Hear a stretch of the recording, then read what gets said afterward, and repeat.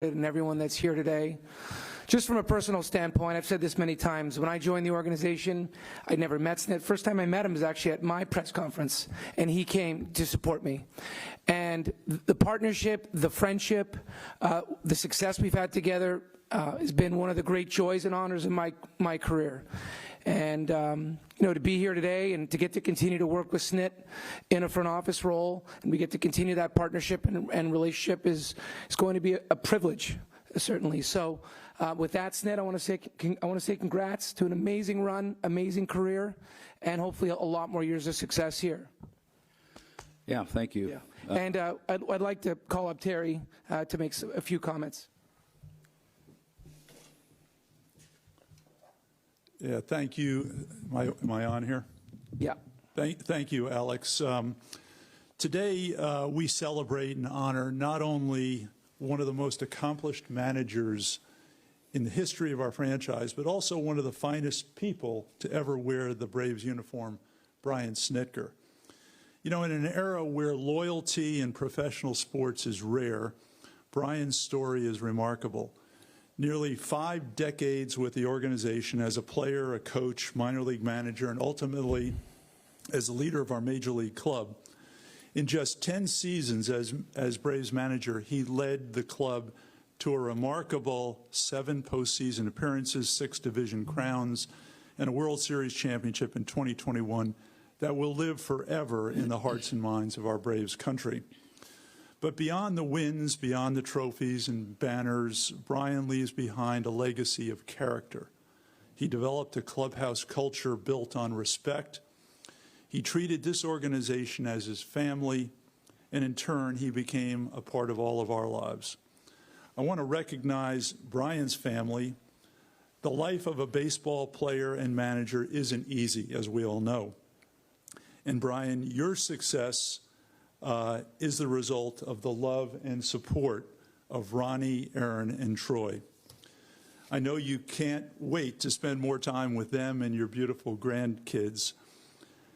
I also want to say thank you, Ronnie, for your lifetime of support that you have given to Brian, and a special thanks for the thousands of fans and employees you have helped over the years. And now, Brian, this is a little unusual. Would you and Ronnie please come and join me right here?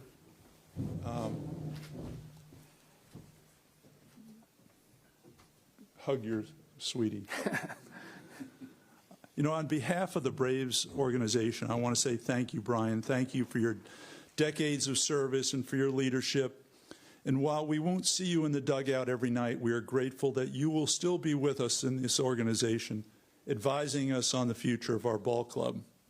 I have no doubt that you're going to get restless at home. And I also know how much you love your Ford truck. So we want you to ride around in style in a brand new pickup truck from Akins Ford. And we have a set of keys here for you. The new Ford truck is out there waiting on you. So, yeah. Yeah, and we know how much you and Ronnie enjoy traveling together, especially to the Hawaiian Islands. So we're sending you both on an all-expenses paid trip to Hawaii, which includes 2 first-class round-trip tickets from your friends at Delta, and we hope that you'll enjoy that.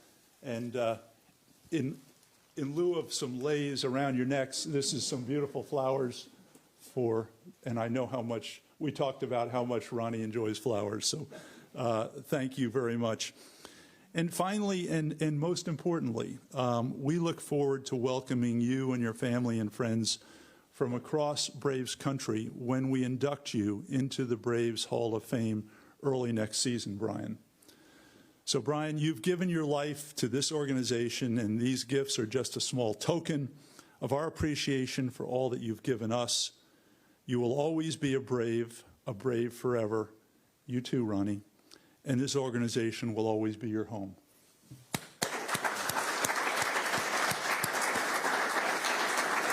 You go back.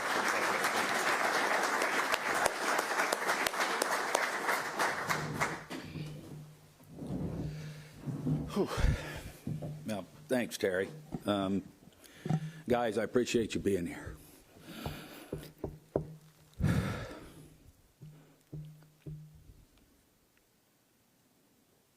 Just give me a minute. 3 years ago, I signed the extension, and this, when I signed it, this was to be my last year, and I was kind of excited about it because I thought, well, it's going to put a reality to it, and I was really good with it. I was very appreciative that, honestly, I never thought I'd manage one day in the major leagues, let alone 10 years. I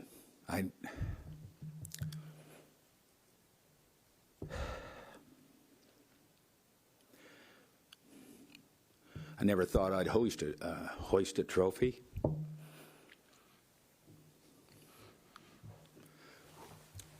Or be around a group of guys that,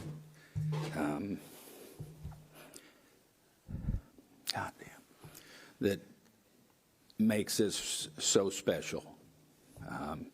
Because, it's about the players. And we've been fortunate here to have probably the greatest group of players, coaches, the whole building is, and I said this after we won the World, it literally takes a whole building to do something special. And I've been blessed to be around great people within the Atlanta Braves organization. Everybody in that clubhouse, the player, it's about the players. God, the relationships and the friendships that I'll have the rest of my life for that group or the players, and it's so special. I'm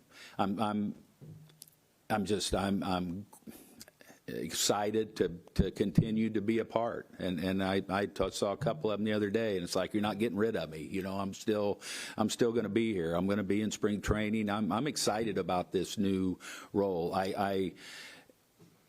Until, and this is the truth, until like the last 3 weeks of this season, I know you can ask the coaches, I talked about, this being my last year, but I think when you're sitting in this seat, and you're in the heat of the battle, I don't know, and I said, I'm going to need a little time after that last out to really decide what I want to do. And, I don't think, and it was after I got home and I got to decompress a little bit that, I did decide that this is the right move, because I said, if you wait to retire till you're ready to retire, you never will. And I figured that out. And I know in my medias, when I was asked, it's like, I've never been through this. I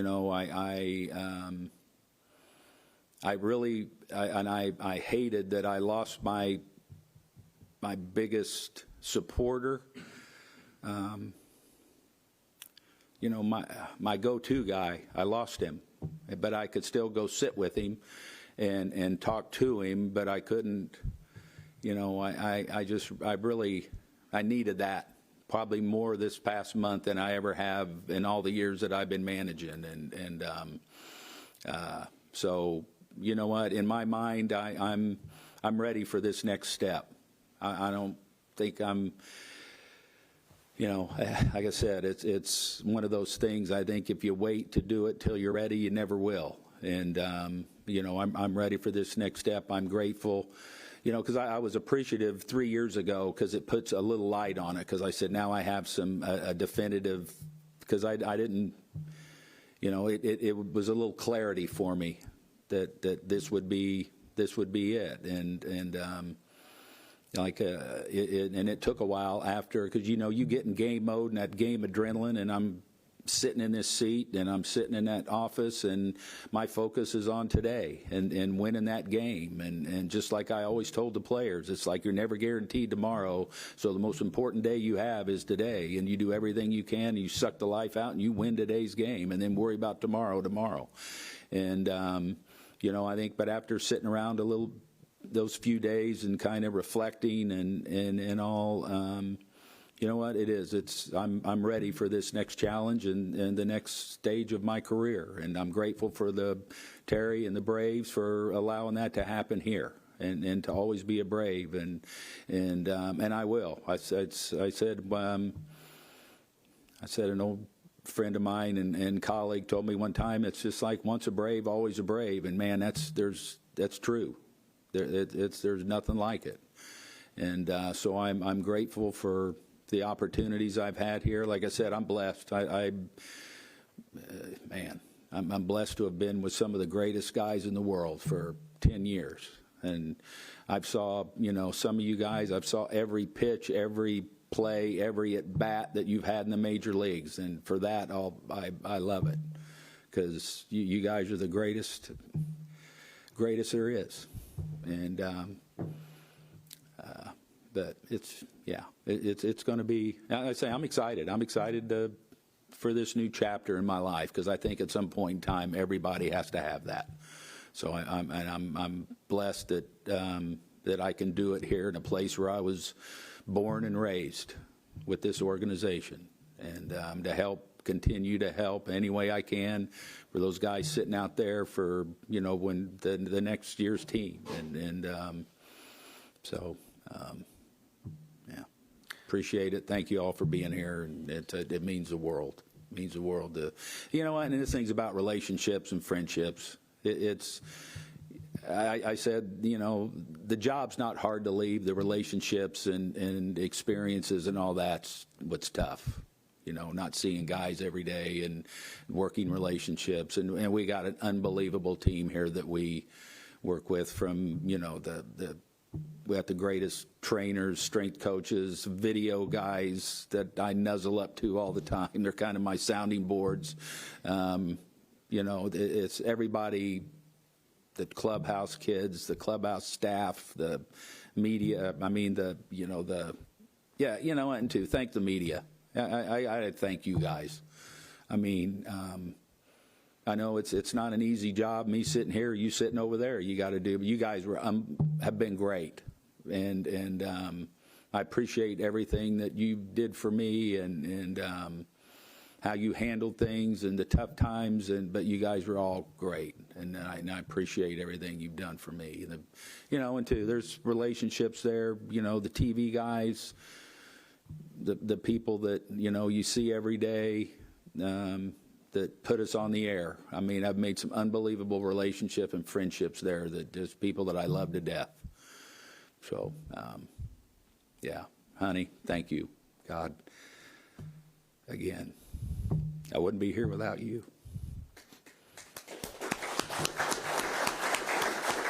Thank you. Job. We will take questions. Mitch has a mic, so if you'll wait for him to get to you, if you'll just identify yourselves and your organizations. Mark Bowman, MLB.com. Snip, was there a moment when you left here Sunday? Were you still kind of up in the air? Was there a moment Monday? Was there a moment Tuesday? Did something just hit you? Yeah, Mark, it did. And it's like I told you guys, as we were winding this thing down, you get in that game mode and the adrenaline rush and everything. But you know what? I kind of had to sit there with myself Monday night, all day, and be realistic. And it's like, what? I asked myself, can you go through this again?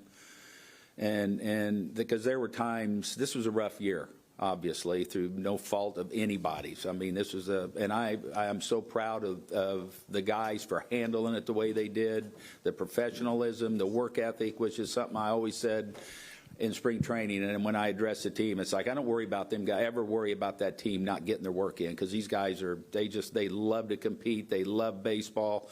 I tell the story, I remember in 21 when we won the World Series, it's the dead of September, it's hot, everybody's tired, and I went outside, and the pitchers and Ozzie and Dansby, they're doing pickoffs, and not because they were told to, because they wanted to, and that's just, it speaks volumes. But I just, the long season, it got to where I was worrying about all the wrong things.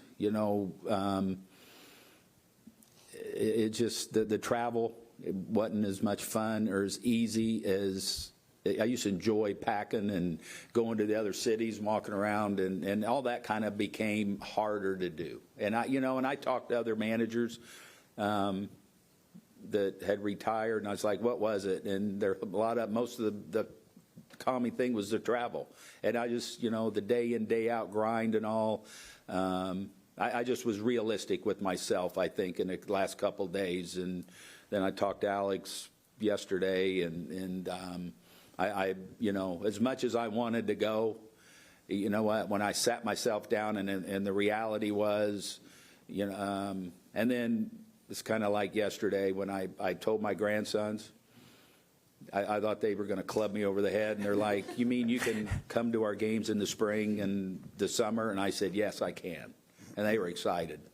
Because I said earlier, I missed everything my kids did. And one of the things I didn't want to do was miss everything that they did. And now I'm going to get a chance to do all that. I'm going to get a chance to, if Ronnie and I want to go to somewhere in April, May, June, we can. So, yeah, it's going to be hard. Oh, absolutely, and it'll be okay this winter until February 15th or something like that, when one of the things I'd love to do is that drive to spring training, which, you know what, I'm still going to do it. So I'm still going to be there. So,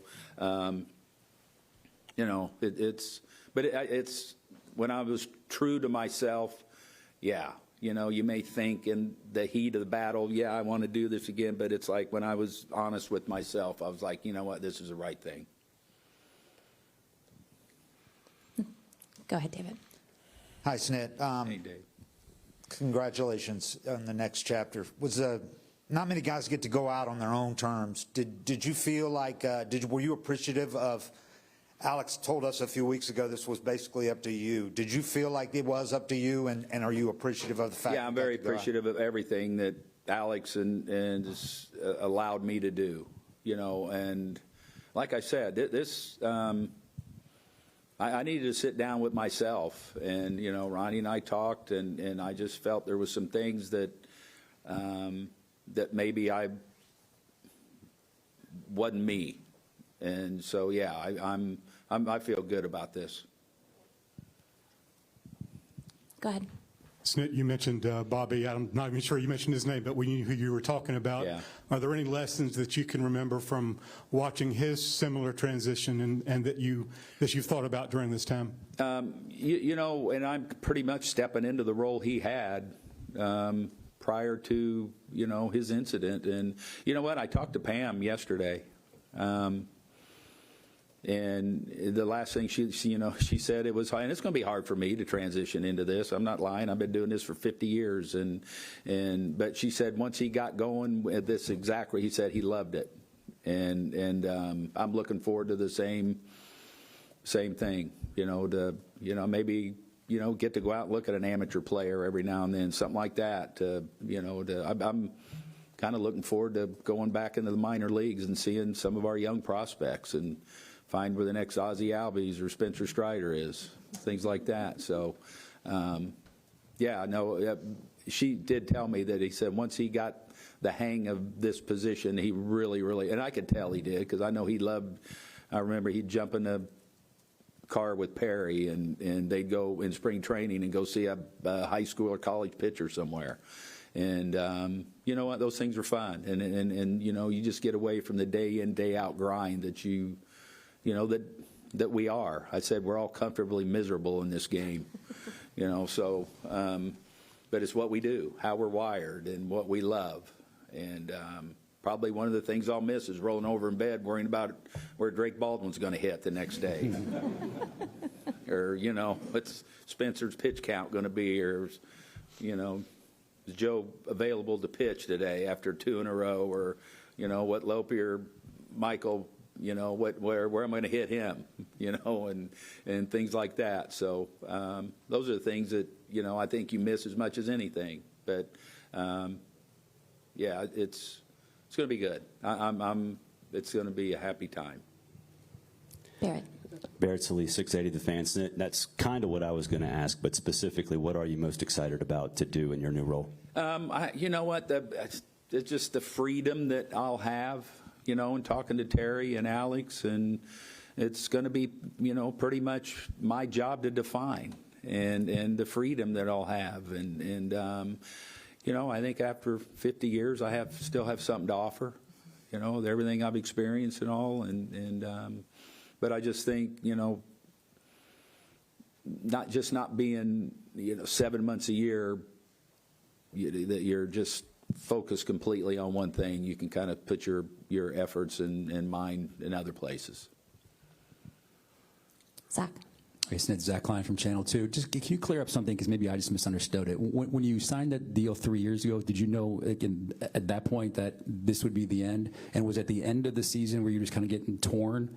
Yeah, exactly. I mean, it was when we signed this, when I signed it, and I felt good about that because I said, I don't know that I'd ever stop, quite honestly. So I kind of, knew that. And then as you go in, and if you'd asked me in April, May, June, or July, I said, heck yeah, I'm done when this is over. But you know what? 2 weeks to go, and you're still, in the heat of the battle and everything. Then, and like I said, I'd never been through this, so I didn't know what I was going to think, how I was going to react or whatever. But you know what? Once I decompressed a little bit, I was like, you know what? It is time. When I look back and, on the 53rd floor in New York, and it's 90 degrees in my room, and things like, it's like, it's just certain things.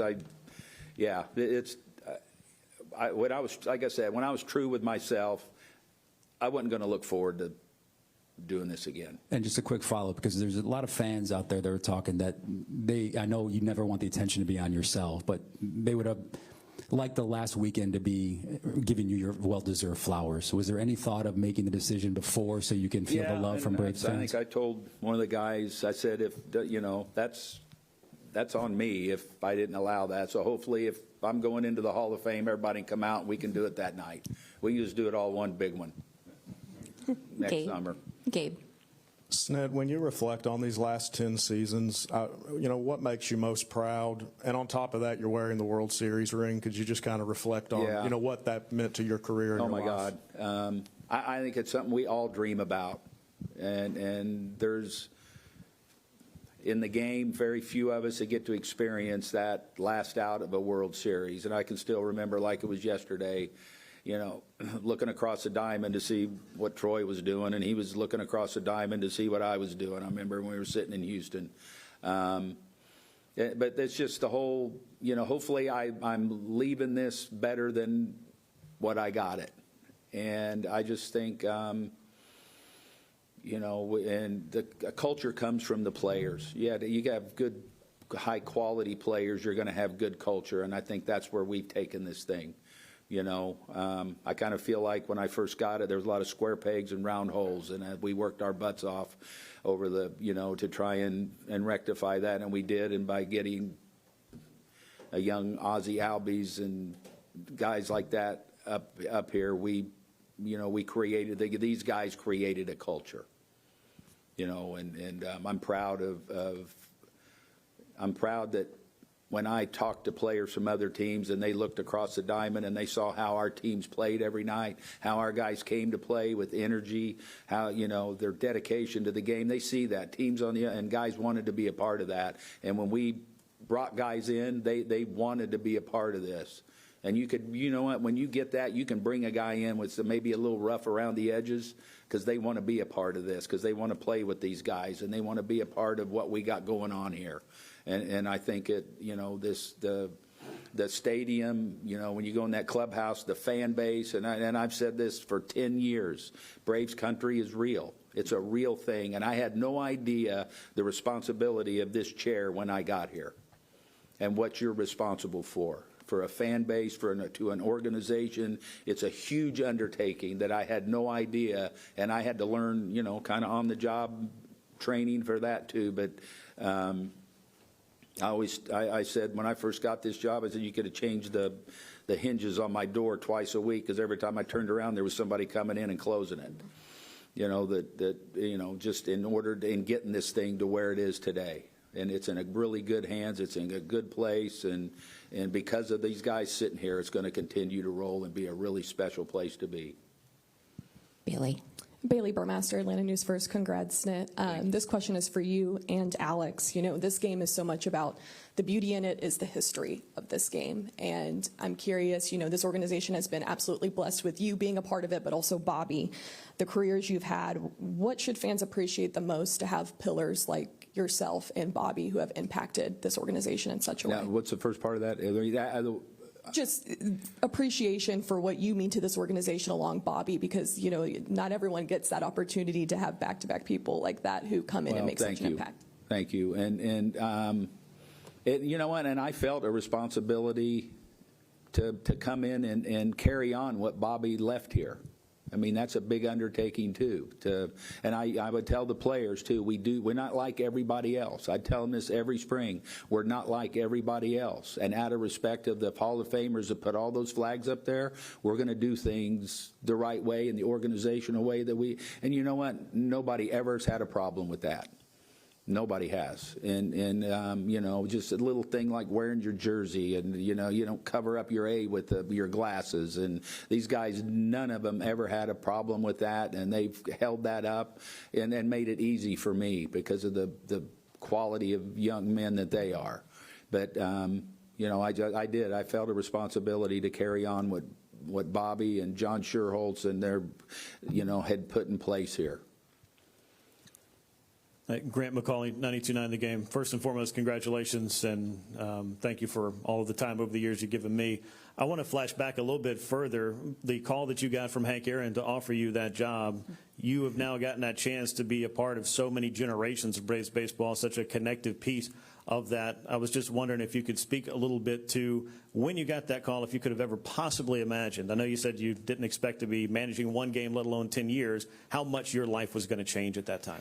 Yeah, I didn't realize at the time that was, you know, I was in Double-A and pretty much got released, and still my arm still works. So, you know, Hank offered me that job, so I went out there and towed the rubber and threw batting practice for an hour every day and hit ground balls, and then he gave me an opportunity to manage the instructional league, and then gave me a full team in Anderson, South Carolina, 50 years ago, or 47 years ago, whatever it was. Now, I had no idea. You know what? I was single and just loving baseball and was do anything in the world that he wanted me to do.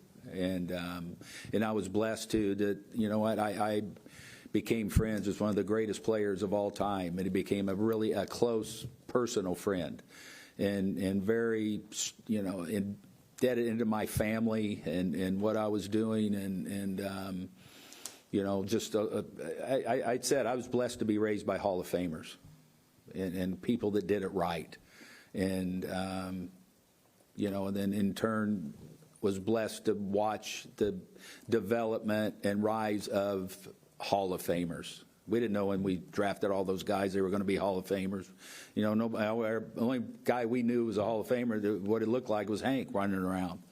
And then all of a sudden we draft these guys and they become Hall of Famers, and you watch that development and who they were as young players and how they developed, and it's pretty, you know what, that's pretty special in itself. And to see those guys still walking the halls is really special too. So yeah, it goes all the way back to that. And I remember signing my first contract in a bathroom at DeKalb College after a workout. I thought, boy, this is really great. You know, he'd take pictures and send mom, you know, on the urinal, whatever, signing my contract. So, and I tell people too, I said, heck, my first 2 years in pro baseball, I didn't have a locker until we got to Double-A. I mean, you had a hook in a wall, you know, in rookie league and A-ball. There wasn't no such thing as lockers. You showered on pallets, and, you know, they didn't even wash your uniforms in spring training, but like twice a week. So, yeah, I look back on those days when we had Ronnie and I. We'd go into a town and she'd go to the consignment store and buy bunk beds for the kids, and we'd sleep on a mattress at the base of it, you know, and you're balancing your checkbook to go to Kroger.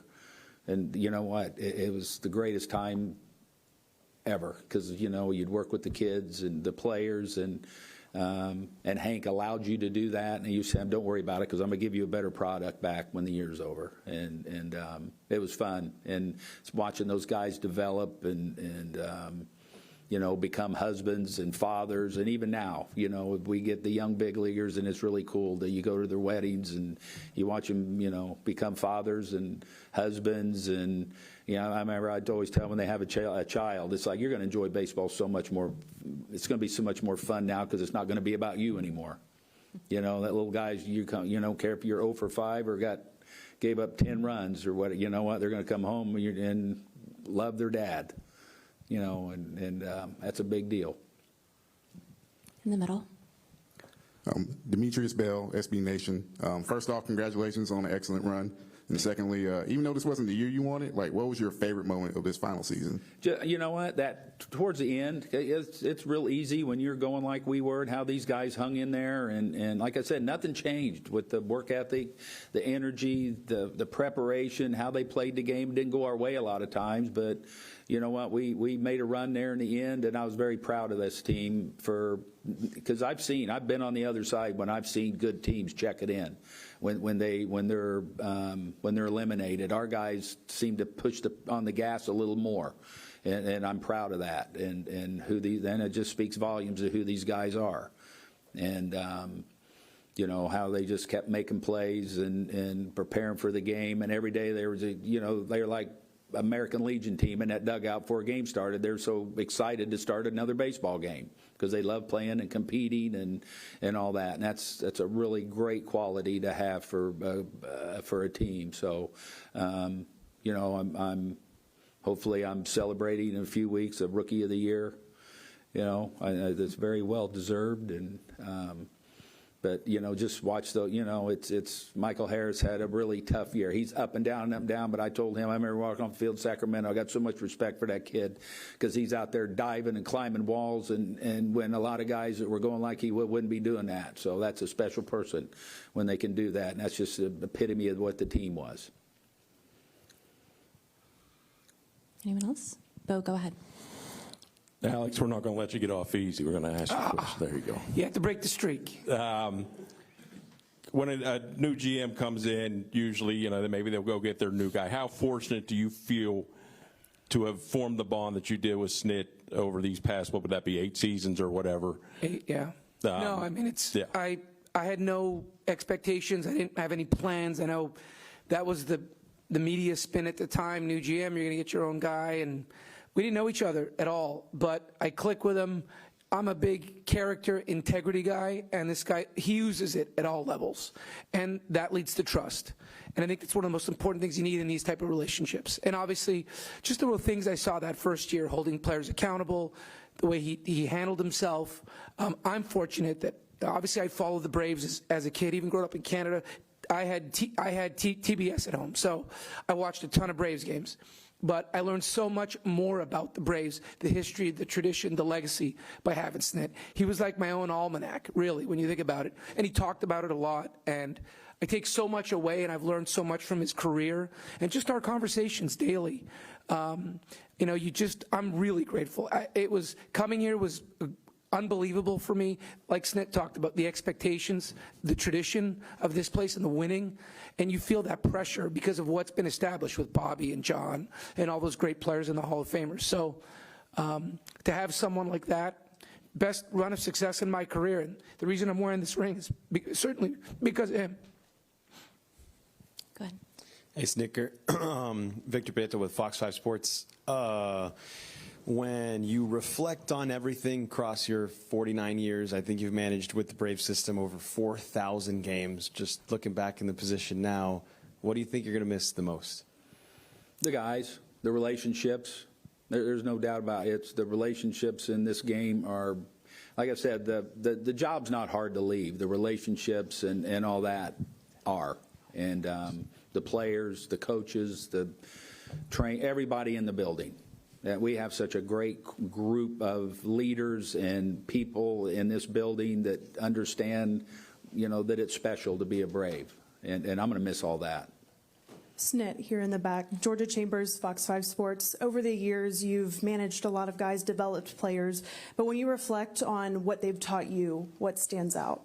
Yeah, no, and you know what? You never stop learning from the players, and that's you have to learn from the players. I mean, because they're the ones that you lean on, and just the quality of the individuals that I've been blessed to be around.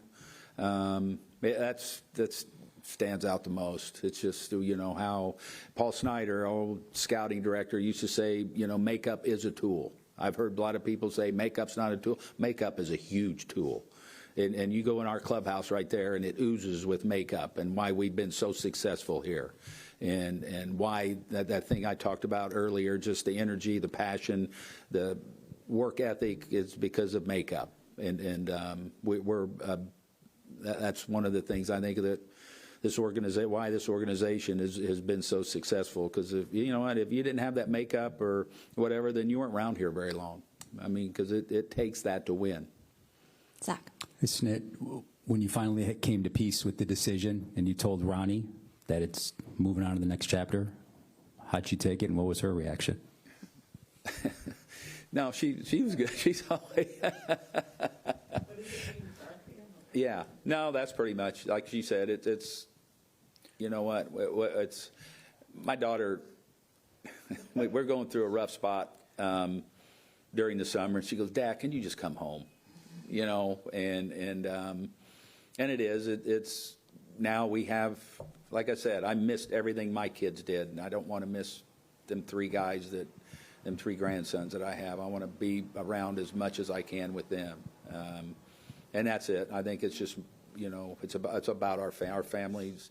You know, I always tell, you know, we live close. We want to be. We're part of their lives. We like being around them, and you know, so that's the biggest thing. In the middle.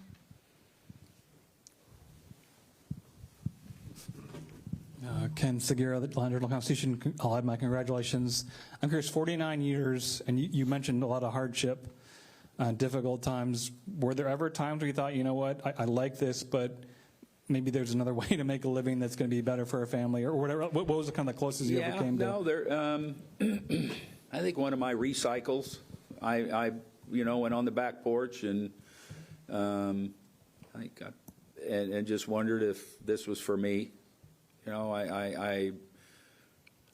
there's been a couple, you know, early on, and then, like I say, one of my recycles from the big leagues, it was, you know, do I want to keep putting myself through this? But it never got to the point where I actually acted on it, obviously. So, but, you know, there's always, I think, things when you have a young family, you're not making much money. Can I go? I didn't have much faith in myself in doing anything else, honestly. Okay. Thank you. Thank you all. If the media will stay seated for just a minute so we can get players and staff out, I'd appreciate it. Thank you all for coming.